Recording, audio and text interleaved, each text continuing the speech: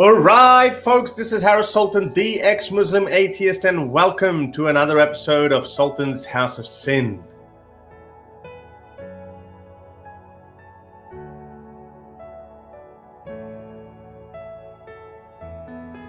All right, Deborah. Hey, how's it going? How are you? Very good. How are you?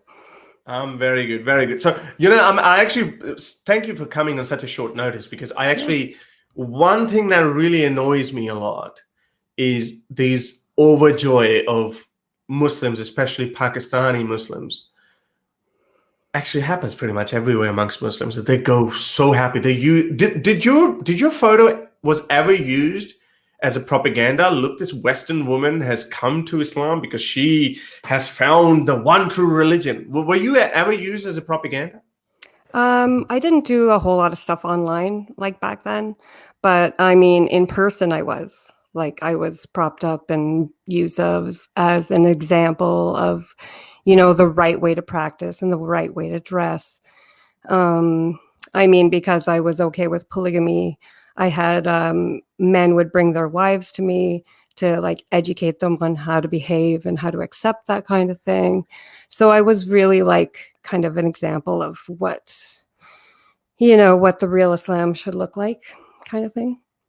Right. So now, obviously, those of you who don't know, Deborah is I'm assuming American or Canadian. I'm sorry. Canadian. I'm Canadian, right? Sorry, I always confuse the accent. Well, I'm not. I don't have that sensitive of an ear to be able to tell the difference. Other than certain words, how did you say doubt? Yeah, doubt. A boot. People keep thinking it says a boot, but I think it's about. About, yes. Oh, yeah, about. Yeah. Right. Okay. About. So, those of you who don't know, Deborah is a Canadian ex-Muslim, and she converted to Islam. So, and I've been trying to tell these people that, all these propaganda videos that we see of white converts, and they're like, yes, they use deception on them. And I use the example of Pakistan's most famous convert, Jemima, the ex-wife of Pakistan's now Prime Minister Imran Khan, who converted to Islam. She only was getting married to the biggest playboy of the time and the biggest cricket icon of the time too. So we know that Muslims can't marry anyone else. So they're like, okay, yeah, all right. If I have to be a Muslim, sure, I'll be a Muslim. But now when we know that when they got divorced, she never talks about her Islam. She's not a Muslim. She's probably an ex-Muslim as well. But my point is, there are literally thousands of those white ex-Muslim women out there. So tell us a little bit about yourself. So how did you get in Islam? In my experience, most of the women that I've spoken with, those women actually were very similar to Jemima's story, where they fell in love with some Muslim dude and he could not actually marry a Christian. So he had to make you Muslim. And if he's thinking about making babies, then those babies have to be Muslim as well. So what's your journey? Mine was, I was exposed to the Hizb, like Hizb ut-Tahrir, alongside of meeting my ex, and so he was doing a lot of work with them, like lectures and debates and stuff. And when I met him, the whole thing of it was interesting to me. It wasn't just this guy. It was he had I guess there was so much to him. He was really propagating Islam very strongly. He was saying things about how Islam will rule the world one day. And that piqued my interest. I'd never heard that before. So that's what got me researching Islam. So then I was exposed to all those beautiful Islam is peace websites, and how science and Islam are perfectly aligned, and all the scientific miracles and all, and coming from a very Mennonite background, which is very kind of fundamental Christian, there's all those similarities made it seem like a seamless kind of thing. So on my own, I called him up and said, I like this and I accept it all. And so we decided to kind of take things seriously from that. Right. So now there was a video that I saw once of a cleric who was saying that when you're approaching these Western women, and you're doing dava on them, don't tell them about the half testimony and wife beating verses and you can break the salat if by three things if you're crossed by a dog and a donkey and a woman. I think that's a very famous one. I could be messing up the animals, but anyway, they're animals nonetheless. And your testimony, I've already said testimony, wife beating, inheritance. I think it's by don't tell them those things. A dog or a donkey or a woman, like to physically touch. That's how we practiced it. Like you couldn't touch them. Right. Well, yeah. Well, Aisha was very naughty. Well, she was probably the most outspoken one. She said, "Well, now you've compared us with dogs and donkeys." Man, he actually said, "If they walk in front of you." Yeah. But anyway, so were you exposed to that type of literature? Those types of teachings at first? Or no, not initially. That kind of stuff came later, and apostasy and that kind of things. It was a matter of they don't even tell you. They don't even tell you. By the way, once you enter this room, you can't leave. Right. So I had been fully convinced of Islam by the time I heard about apostasy, and when I heard about that, it was like, well, that's not even relevant because I would never, because I have the truth now. So it was like I didn't really know that people were being executed. Still, like I didn't know about that kind of stuff happening. But how long ago was this? Sorry? How long ago was this? Your journey towards Islam? 2004, 2005. Right. Did 9/11 have anything to do with that? A little, not too much. I mean, I remember hearing people were flocking to Islam because of 9/11. I mean, all of the propaganda about 9/11 being like conspiracy, that was really fed to me as well. The whole narrative the Hizb gives about how the West versus Islam, it's the West versus Islam, and everything's done to prevent the Khilafah from being put back together. Right. So did you actually end up getting married as well to any Muslim? Yeah, we got married right away. After the job was done. So now then what happened? When did you realize that all of that was just a big mess up? No, I felt I needed to get out of it. It was about 12 years later, and children and polygamy and everything. I didn't even know leaving Islam wasn't even a thing. Like I just had to get out of it. I was so in it and run down by that point that I was just kind of like almost clawing my way out of a trench, it felt like, and just kind of asking for help, but not even knowing what I'm asking help from. I've been very confused over the last few years about the difference between, was it the actual person that was abusive, or now I'm seeing it's really just the religion that was abusive, because everything we did was just Islamic, and it was all like based on Sharia law and like all of the laws and rules. So it's really the religion I'm seeing very much like a cult, like where it's just the religion itself is very abusive to women and children, especially. Like you're now a possession. And you're not a whole person. Like you're treated that way as well.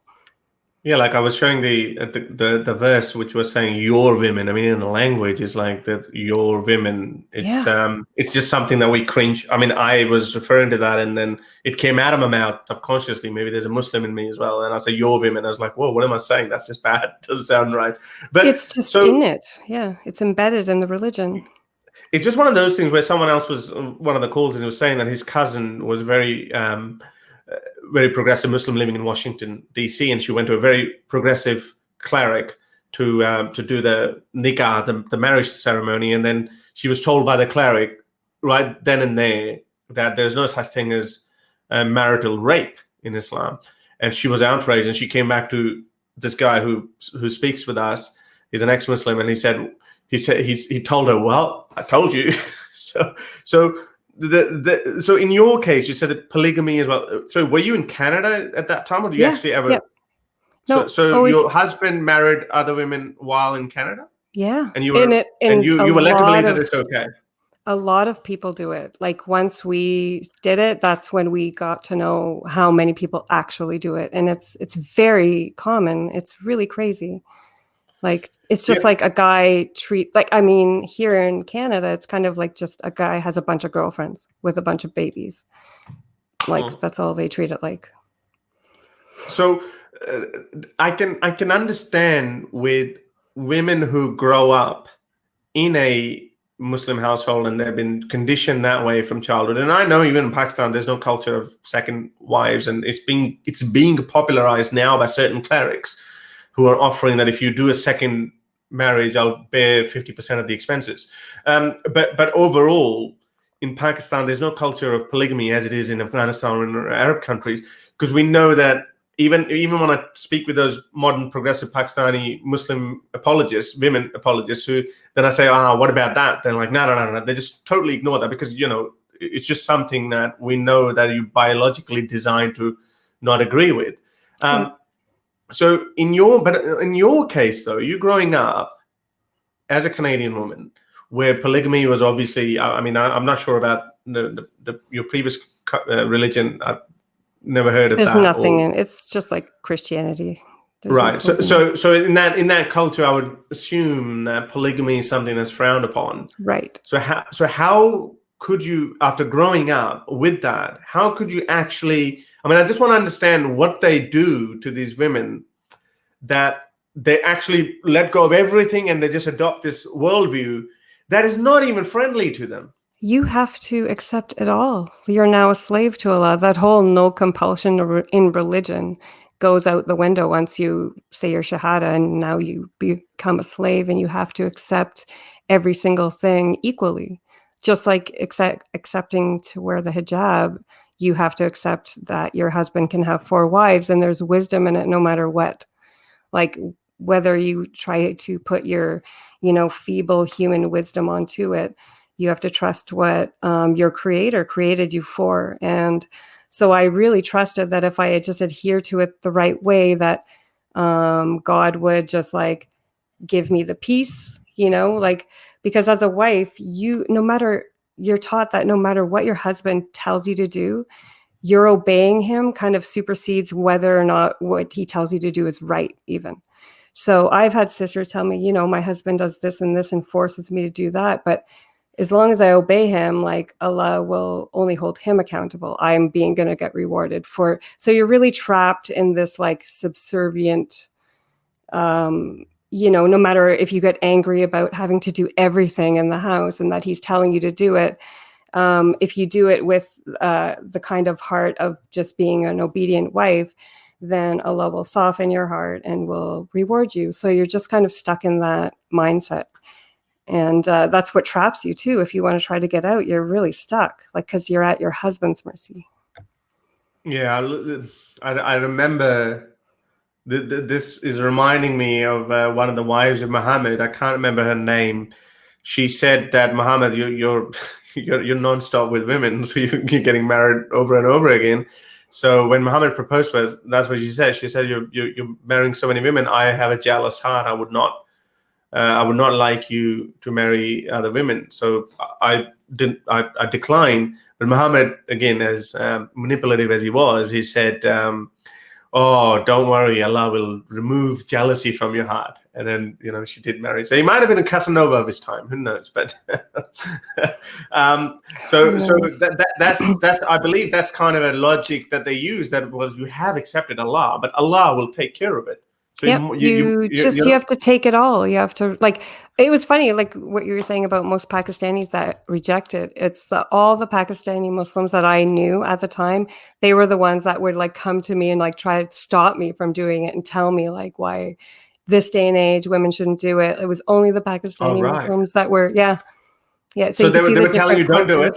Yeah, they were the ones that were like against it. They were like, "What are you doing?" Like, yeah. It's bizarre because Pakistan is obviously very highly influenced by the Hindu culture, and obviously there's no polygamy in Hindu culture either. So and that's why, as I said, it's very different from the Arab countries and obviously Afghanistan. It's like, wow, it's okay. It's not even frowned upon. I remember one of my uncles, not my first probably second cousin or something. He had another. After he had 3 kids with this lady, and he just decided to have another wife. And the whole family, no matter how religious they were, they just condemned him for doing that. But anyway, he just went ahead and he did it. But my point was, like, even as conservative as they were, it's just not a part of the culture. Yep. And that's what makes it a lot more difficult for me. But it also makes me hopeful that these Western converts, they will eventually wake up. I'm speaking with so many other people as well, sometimes by family members who tell us that, okay, my niece has converted to Islam, and this is happening, and she's not happy, and it's like, and then they ask me, what is there any way back? Would she ever come back? And I genuinely think, because now I've seen, you're not the only person. I've spoken with so many converted ex-Muslims, and I'm like, yeah, it might be just a little phase that they go through, but they also eventually wake up, because it's just not. It's not only that it's not human friendly, but it's definitely not women friendly. No, absolutely not. That's why I was on Twitter, like, getting to know some of the atheist or ex-Muslim YouTubers, and the men would discuss about Islam and talk about it. And it's like, man, like, and they'd be talking kind of nice about it, and maybe they would go back to it. And it's like, holy, if you were a woman, like, it's like an entirely different experience for you. Like, you're not a human anymore, basically. Yeah. So look, it's lovely talking to you, and thank you very much for coming for such a short period of time on such a short notice. I mean, by the way, can I show your photo to people in your hijab? Oh yeah, I mean, I put it on there, so it's fine. Oh, okay. So this is what Deborah looked like when she was a proud Muslim. Yeah, that was the end days. Right. Yeah. Well, I can see the happiness. You are getting happy there. Yes, I'm about to rip this hijab off. Oh gosh, no, I had so few pictures. I hated taking pictures back then, obviously, but yeah. Yeah. Oh, just before you go, again, so overall, I know that this is a constant struggle in your mind, and even believing Muslims, people who are born as Muslims now, these seeds of doubt that we're just sowing in their heads. How you, as a Western woman, at that time, as you said, that there would have been doubts at some point, but then you're telling yourself, this is what the creator of the universe wants me to do. Yeah.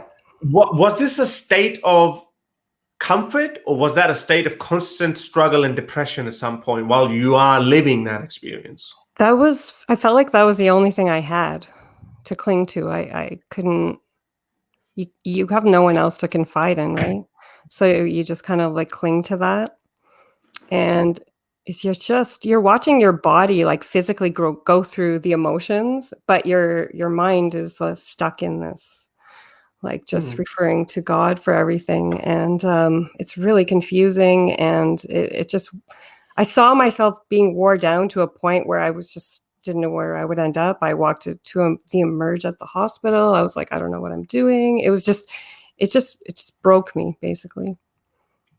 Right. Well, I'm so happy that you managed to come out of that, and I really wish you best of luck. And thanks. You are I've seen you hanging around with Atheist Republic and Armin Nawabi, and you're more than welcome to ever come down. If you ever want to do a detailed interview, you want to share your thoughts, because I genuinely think that there's another part of us that ex-Muslim movement needs to grow out. And obviously we're trying very hard to bring forward ex-Muslim women to do content in Urdu, because obviously women are suffering the most at this evil ideology. But on the other hand, there are women, Western women, who think about converting to Islam. They need to see, they need to hear your story. So, and that obviously needs to be done. And we need to stop this flow of these houris for these for these Dawa guys, because that's what it makes them so happy. It's like yay, we got white women. But anyway. All right. Well, thank you very much. I mean, I'm so happy that you actually came. Oh, it was nice to meet you. Nice to meet you too, Deborah. Have a good day. Have a good one. Bye. To help me produce more videos like these, support me on Patreon or PayPal.